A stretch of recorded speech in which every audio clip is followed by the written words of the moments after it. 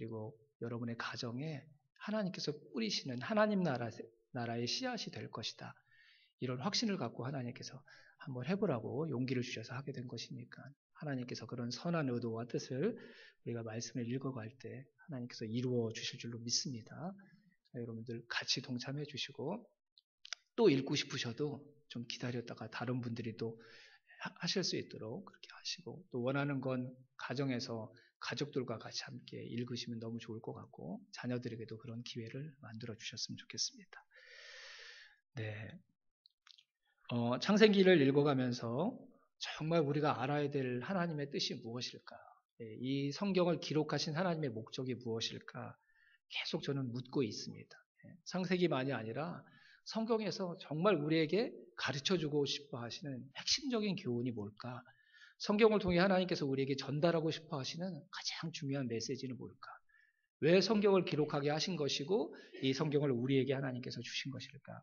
이런 질문을 하면서 성경을 보고 성경을 묵상하고 있습니다.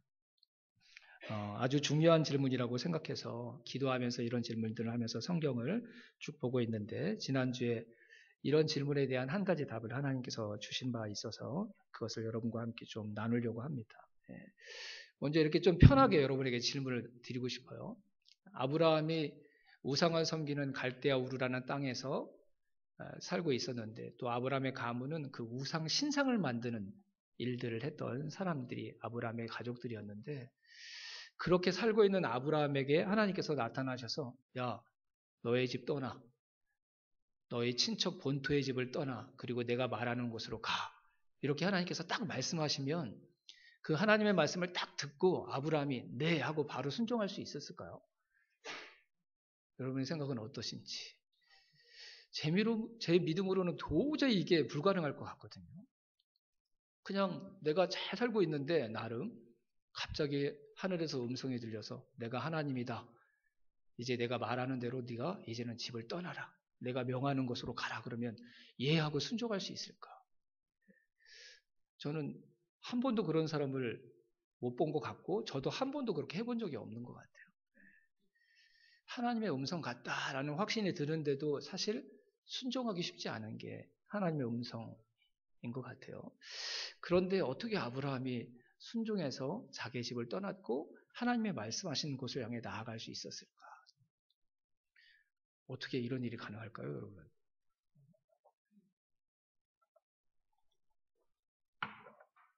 아브라함이 만약 지극히 평범한 삶을 살고 있었다고 한다면 그런 음성이 우리가 생각하는 것보다 훨씬 더 강력하게 아브라함에게 들렸다고 할지라도 아브라함은 그게 하나님의 음성이지만 순종하기 쉽지 않았을 것입니다. 근데 제 경험을 통해서 보고 또 성경 전체를 통해서 살펴보면 언제 사람들이 하나님의 이 음성에 반응하고 움직이게 되냐면 나한테 절박한 문제가 있을 때, 내 힘으로 해결할 수 없는 큰 어려움을 만났을 때, 그때 들려지는 하나님의 음성에는 사람들이 순종을 하더라고요. 움직이더라고요. 네. 그 음성이 강력한 음성이 아닐지라도 내 상황이 절박하고 어려우면 하나님의 세밀한 음성에도 사람은 동요하고 반응하기 시작하더라고요. 네. 아브라함도 그랬던 것 같아요. 네. 아브라함에게 어떤 어려움이 있었는지 다 알 수는 없지만 한 가지 분명히 알 수 있었던 것은 그가 나이가 75세가 되었는데 아직까지 그에게 자식이 없었습니다. 그 당시에 자식이 없다는 말은 그의 인생은 실패한 인생이다라고 세상이 단정 지었던 결정적인 요인이었습니다. 다른 것이 다 잘 되어도 만약에 자기에게 자식이 없다고 한다면 그 사람에게는 내일, 미래가 없는 인생으로 모든 사람들이 그렇게 단정을 지어버렸던 것이죠. 75세가 되었으니까 인간적으로는 아이가 태어날 가능성이 제로라고 얘기해도 과언이 아닌 그런 절박한 그런 상황을 아브라함이 살고 있었던 것이죠. 그리고 과연 지금까지 살아온 대로 내가 계속 살아간다면 내 인생이 어떻게 마무리될 것인가? 그리고 나에게 있는 이런 것들이 과연 내가 죽고 난 뒤에도 의미가 있을까? 아브라함이 아마 이런 자기의 인생을 살펴보고 되돌아보면서 깊은 고민과 근심 가운데 빠져 있지 않았을까? 그리고 인생은 무엇이지?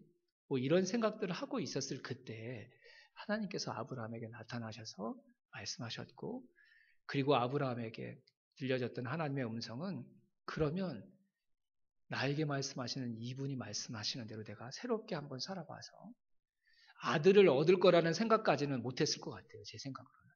그래도 지금 내가 살아왔던 것보다 더 나은 삶이 분명히 가능해질 수 있지 않았을까. 이런 마음으로 하나님의 음성에 순종했던 것 같습니다. 제 생각이 그래요. 그리고 많은 분들도 그런 마음으로 아마 아브라함이 움직이기 시작했을 것이다. 그래서 아브라함의 믿음이 하나님의 말씀에 순종했을 때 완성된 게 아니라 그때부터 하나씩 하나씩 만들어져서 나중에는 그 소중한 100세에 얻었던 아들을 제물로 바치라는 하나님의 말씀에도 순종할 수 있는 믿음의 조상이 될 만한 신실한 믿음으로 그 믿음이 잘 가꾸어질 수 있었던 것 같습니다. 맞습니다, 여러분.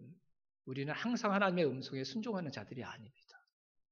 우리의 삶이 좀 편해지고 내 삶이 어느 정도 안정되면 그렇게 잘 들렸던 하나님의 음성이 희미해지기 마련입니다. 하지만 또 우리의 상황이 어려워지고 내 힘으로 도저히 극복할 수 없는 한계들을 만나고 이럴 때 우리에게 들려지는 하나님의 음성은 마치 나를 구원해 줄 유일한 음성과 희망처럼 느껴지기에 그 음성에 우리가 반응하기 시작할 때가 참 많습니다. 오늘 우리가 읽었던 본문에도 아브라함의 아들 이삭의 가정의 이야기가 소개되고 있는데, 이삭이 리브가를 아내로 맞고 20년의 세월이 지났는데도 역시 그 가정에도 아이가 없었습니다. 지금이야 뭐 의학이 발달하고 기술이 발전해서 다른 방법으로도 아이를 잉태하려고 시도하고 도전해 볼 수도 있었지만, 그때는 그런 게 거의 불가능한 시대였기 때문에 참 이삭과 리브가의 인생과 가정도 큰 어려움을 겪으면서 20년이라는 세월을 보내야 했었을 것입니다.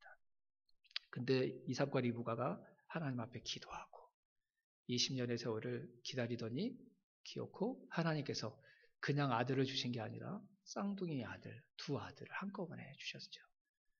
근데 이 두 아들이 엄마의 뱃속에 있는 중에 서로 다투고 싸우는 거예요. 그럴 때 이 리브가가 오늘 고백했던 고백이 뭐였죠? 22절 말씀을 한번 보세요. 그런데 리브가는 쌍둥이를 배웠는데 그 둘이 태 안에서 서로 싸웠다. 그래서 리브가는 이렇게 괴로워서야 내가 어떻게 견디겠는가, 이렇게 고백했다고 그랬어요.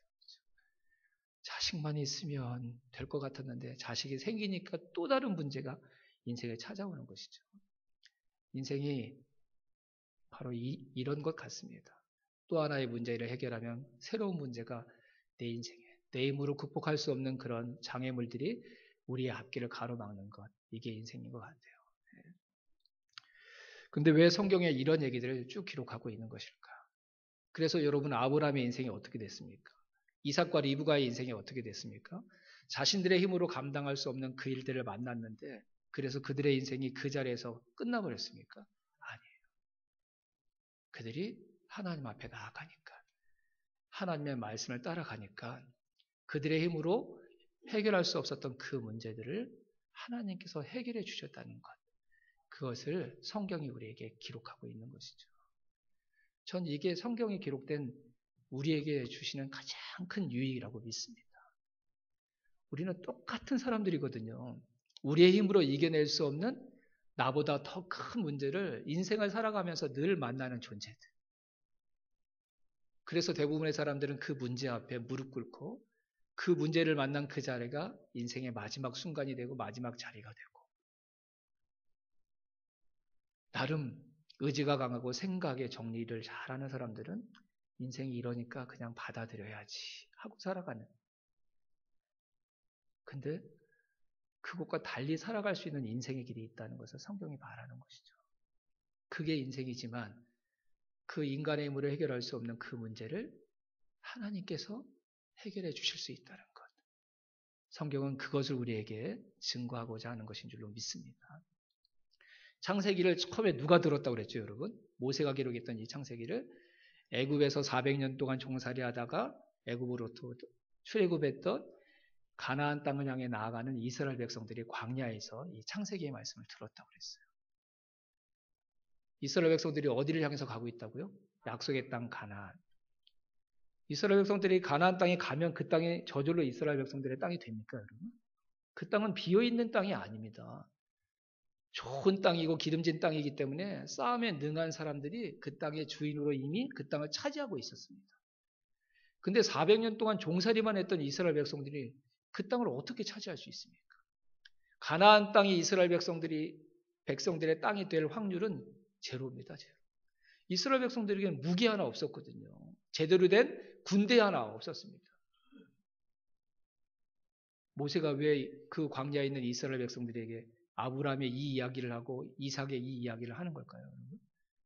아브라함과 이삭도 자신의 힘으로 해결할 수 없는 그 문제를 다 만났다. 하지만 그들이 하나님의 음성을 듣고 순종할 때 오늘 본문 말씀했던 리브가가 주님께로 나아갔다. 그 고백했다고 그랬죠? 22절 마지막에 이렇게 괴로워서야 내가 어떻게 견디겠는가 하면서 이 일을 알아보려고 누구께로 나아갔다? 주님께로 나아갔다. 주님께로 나아가니까 하나님께로 나아가니까 그 문제 때문에 그들이 좌절한 게 아니라 그 문제를 해결해 주시고 그것보다 더 그들의 인생이 복되게 하시는 하나님의 은혜와 능력을 아브라함도 이삭도 경험했다는 사실을 광야에 있는 이스라엘 백성들에게 들려주므로 이스라엘 백성들에게 하나님 바라보고 가나안 땅으로 가자고 용기를 북돋아주고 권면하기 위해 모세가 창세기의 이 말씀을 기록하고 있는 줄로 믿습니다. 이렇게 생각하니까요, 성경이 다 이 이야기예요.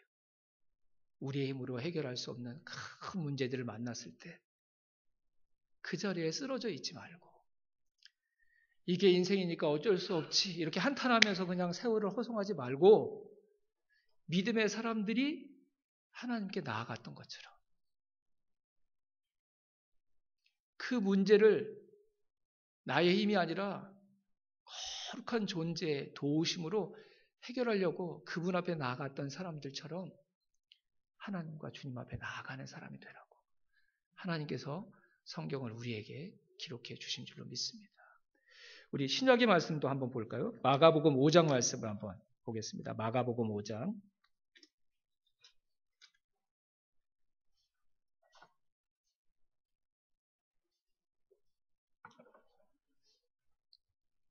마가복음 5장입니다.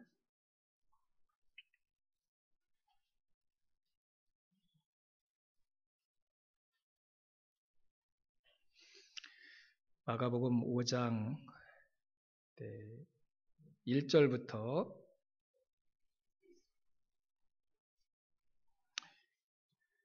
7절까지만 한번 읽어보겠습니다. 마가복음 5장 1절부터 7절까지 우리 같이 한번 한 목소리로 읽어보시죠. 그들은 바다 건너편 거라사 사람들의 지역으로 갔다. 예수께서 배에서 내리시니 곧 악한 귀신 들린 사람 하나가 무덤 사이에서 나와서 예수와 만났다. 그는 무덤 사이에서 사는데 이제는 아무도 그를 쇠사슬로도 묶어둘 수 없었다. 여러 번 쇠고랑과 쇠사슬로 묶어두었으나 그는 쇠사슬도 끊고 쇠고랑도 부수었다. 아무도 그를 휘어잡을 수 없었다. 그는 밤낮 무덤 사이나 산속에서 살면서 소리를 질러대고 돌로 제 몸에 상처를 내곤 하였다. 그가 멀리서 예수를 보고 달려와 엎드려서 큰 소리로 외쳤다. 더없이 높으신 하나님의 아들 예수님, 나와 무슨 상관이 있습니까? 하나님을 두고 애원합니다. 제발 나를 괴롭히지 마십시오.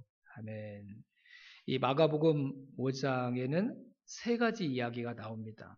거라사 마을에 귀신 들려서 무덤과 산속을 옷을 벗고 막 뛰어다니는 이 귀신 들린 사람을 고쳐주신 예수님의 이야기. 그다음에 회당장 야이로의 딸이 죽게 되었는데 그 딸을 다시 살려주신 예수님의 이야기. 그 다음에 회당장 야이로의 딸을 고쳐주시기 위해 살려주시기 위해 가는 길 도중에 12년 동안 혈류병, 막 피를 흘리는 하혈하는 그런 여인병을 앓고 있었던 여인이 예수님의 옷자랑 끝을 이렇게 만졌는데 그때 그 병이 고침을 받는 사건. 이렇게 세 가지 이야기가 여기에 소개되고 있습니다. 다시 한번 정리하면 귀신 들려서 자기의 인생을 자기 마음대로 살지 못하는 불쌍한 사람의 이야기. 너무 사랑하는 자기 딸의 죽음을 만난 한 사람의 인생 이야기. 12년 동안 자기에게 있는 병을 고쳐보려고 온갖 재산을 다 들여서 여기저기 찾아다니면서 병을 고쳐보려고 했는데 아무 소용도 없어서 이제는 사람들에게도 천박하고 가장 밑바닥 인생으로 떨어져 버린 불쌍한 한 여인의 이야기가 소개되고 있는 것입니다. 귀신 들려서 정신적으로 고통받는 일, 죽음, 질병. 이 문제 누가 자기의 힘으로 극복할 수 있는 사람들이 누가 있습니까? 저는 의술이 발달해서 이제 질병은 많이 이제 극복할 수 있다라고 생각했는데 그 작은 눈에 보이지도 않는 우리 오예스쿨 아이들이 얘기하던 그 눈에 보이지도 않는 바이러스 때문에 이렇게 많이 사람들이 죽어요? 그러더라고요. 아직 멀었구나 인간이. 근데 여러분 이게 우리 인생 아닌가요? 질병 때문에 벌벌 떨고 하루아침에 우리가 한 가정의 평안이 확 깨져버리고 정신적인 고통으로 그 누구에게도 도움받지 못해가지고 철저하게 고립되고 모든 인간이 다 만나야 될 이 죽음의 문제. 사람들이 다 그것 때문에 절망하고 눈물 흘리고 상처받고 좌절하고 그렇게 살아가잖아요. 근데 이 마가복음 5장에 나와 있는 이 세 사람들은요, 다 그 문제로부터 구원받고 자유함을 얻게 되었어요. 공통점이 뭐죠, 여러분?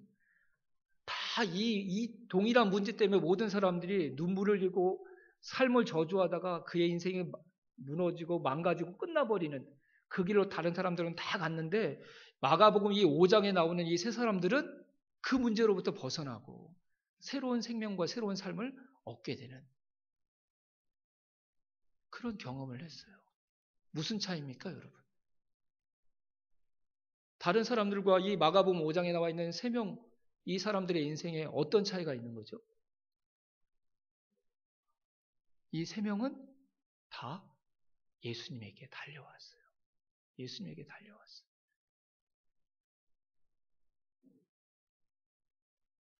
회당장은 한 지역의 영적인 지도자였습니다. 그 당시 의원이 많지 않았기 때문에 회당장이 사실 하나님의 말씀을 근거로 해서 환자들을 고치고 처방을 내려주는 경우들이 많습니다. 야이로는 그런 사람이었을 거예요.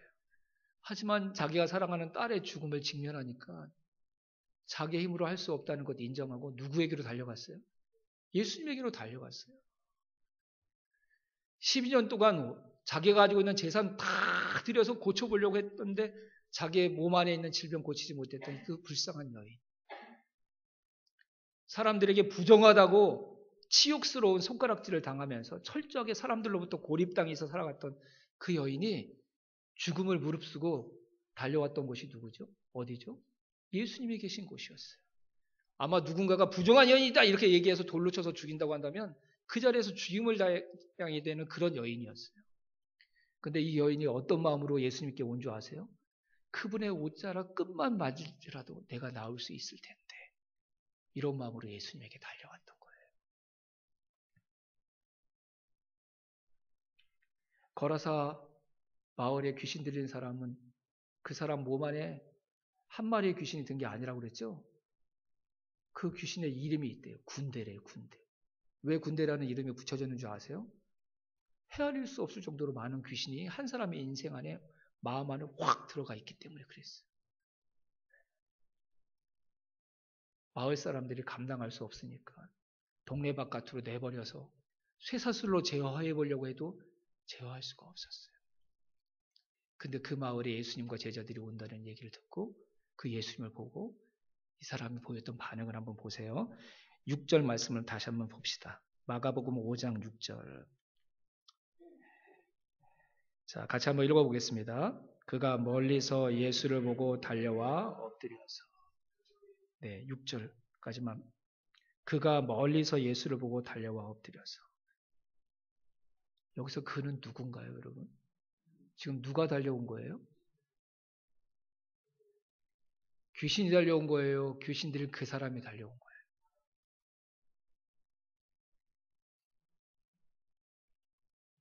지난 목요일 날 이 말씀을 목사님들과 같이 묵상하는데 한 번도 이걸 보지를 못했던 것 같아요. 그리고 집에 와서 찾아봤어요. 여기서 그가 누군지. 귀신들을 얘기한다고 한다면 단수가 아니라 이건 복수로 나와야 돼요. 그렇죠? 근데 3인칭 단수로 나왔어요. 그러면 그 남자가 주님을 바라보고 주님께로 달려 나온 거예요. 그럴 때 귀신들은 어떻게 했을까요, 여러분? 이 남자가 주님께로 달려가는 이 사람의 발걸음을 도왔을까요? 방해했을까요? 당연히 방해했겠죠.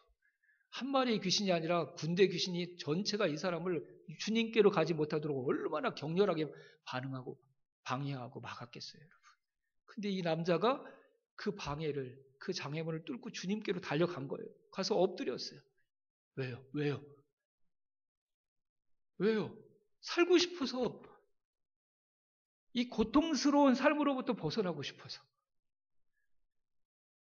이 지긋지긋한 귀신들의 소나기로부터 헤어나오고 싶어서.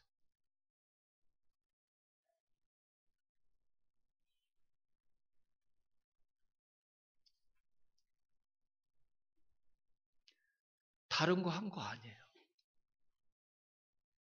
내 힘으로 감당할 수 없는 큰 문제들을 만났는데 그 문제 앞에 쓰러져 있는 게 아니라 하나님께로 나아가니까, 예수님께로 달려 나아가니까 다른 사람들은 경험할 수 없었던 그 문제보다 크신 하나님과 예수님이 그 문제를 도와주시고 해결해 주시는 선한 은혜를 경험했던 것이죠. 성경은 우리에게 그걸 가르쳐 주고 싶은 것입니다. 하나님은 내 문제보다 크신 분이시다. 그분은 위대하신 분이시다. 사람들이 사람이라고 인정해 주지 않는 인생일지라도 소중히 여기에서 그 사람의 문제를 해결해 주기를 원하시는 분이시다.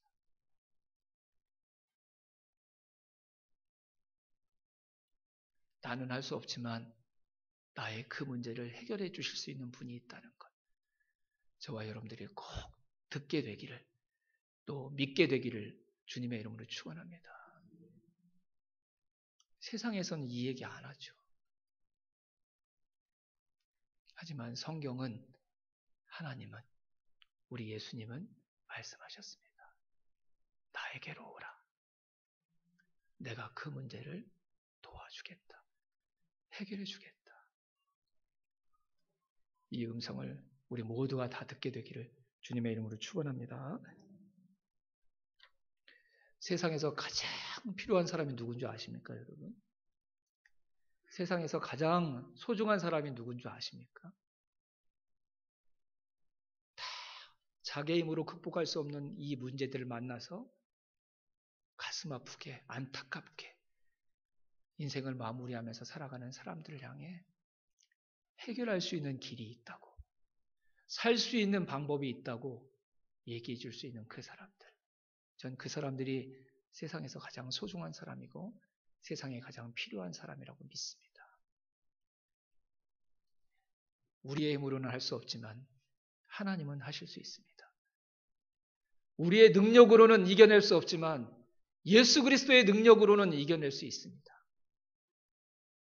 우리가 처한 이 삶의 자리에서는 해결할 수 없지만 하나님 앞에 나아간다면, 주님 앞에 나아간다면 그분이 도와주실 수 있습니다. 세상에 가장 필요한 사람, 이 고백을 할 수 있는 그 한 사람인 줄로 믿습니다. 교회는 자기의 욕심을 채우기 위해 예수님과 하나님을 이용해서 성공한 사람들, 그런 사람들이 모여있는 공동체가 아닙니다. 자기의 한계와 자기의 연약함을 직면하고 내 힘으로 할 수 없는데 하나님께 나아갔더니, 주님께 도와달라고 그분을 붙잡았더니 하나님과 주님이 그 문제를 해결해 주셨다고, 도와주셨다고 고백하는 사람들이 모여있는 곳이 진짜 교회인 줄로 믿습니다. 그리고 더 중요한 건 그 은혜를 경험하고 나서 그 은혜를 경험했던 나를 자랑하는 자들이 아니라 정말 그 은혜를 나에게 주셨던, 내 힘으로 해결할 수 없었던 그 문제를 해결해 주셨던 하나님과 예수님을 누군가에게 알리고 보이는 사람들, 그 사람들이 모여있는 교회가 진짜 교회인 줄로 믿습니다. 저는 우리 교회가 그 교회가 되기를 소원합니다.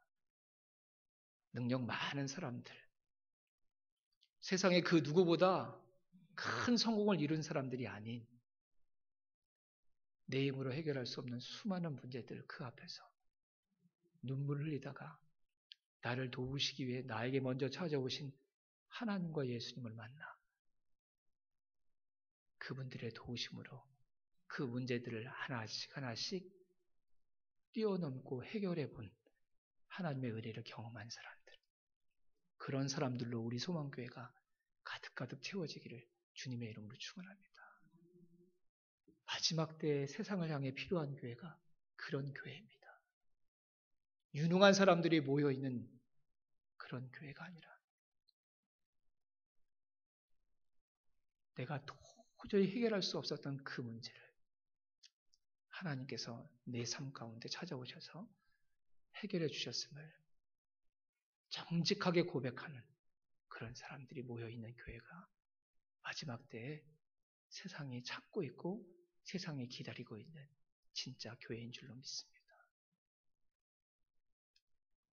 하나님이 우리에게 목장을 하게 하시고 교회 공동체로 모이게 하신 것, 우리끼리 잘 되고 우리끼리 함께하는 행복과 기쁨을 누리기 위해서가 아니라 아직도 이 진리를 모르는 저 세상을 향해 그것이 내 삶에 실제로 일어난 살아있는 경험이라고 간증할 수 있는 사람들로 저와 여러분이 세상 앞에 서게 하시기 위해 우리에게 목장을 허락하시고 교회를 허락하신 줄로 믿습니다. 여러분, 하나님께서 여러분에게 주셨던 은혜들을 온전히 하나님을 드러내며 세상 앞에 고백할 수 있는 온전한 믿음의 공동체로 우리의 목장과 교회가 세상에 놓여지고 보여지게 되기를 주님의 이름으로 축원합니다. 아무 능력이 없어도 됩니다. 다른 사람보다 더 철저하게 무너져도 괜찮습니다. 우리가 하나님 앞으로 나아간다면, 주님 앞으로 달려갈 수만 있다면, 아무리 가장 비참하고 가장 심각하게 무너진 인생일지라도 주님은 아브라함의 인생을 회복시키신 것처럼 리브가와 이상의 가정을 일으켜 세우셨던 것처럼 거라사 광인을 온전한 사람으로 돌이키셨던 것처럼 죽은 야이로의 딸을 다시 살리셨던 것처럼 12년 동안 비참한 인생을 살아갔던 여인에게 몸의 깨끗한 치유만이 아니라 구원을 허락해 주셨던 것처럼 저와 여러분의 인생에서도 동일하게 일하실 것입니다. 부디 힘들고 어려운 문제 앞에서 무너져 머물러 있는 자들이 아니라 오늘 성경에서 우리에게 소개하고 있는 이 사람들처럼 하나님께로, 주님께로 달려나가는 저와 여러분의 인생이 되기를 주님의 이름으로 축원합니다. 세상에서 가장 가치 있는 일은 이 하나님과 예수님을 누군가에게 알려주는 것입니다. 지금은 그들이 듣지 않을지라도 그들을 향해 우리가 뿌렸던 예수님과 하나님에 대한 이 귀한 간증들, 말씀들이 그들의 인생에 하나님의 나라를 세우는 소망의 씨앗이 될 줄로 믿습니다. 함께 기도하겠습니다.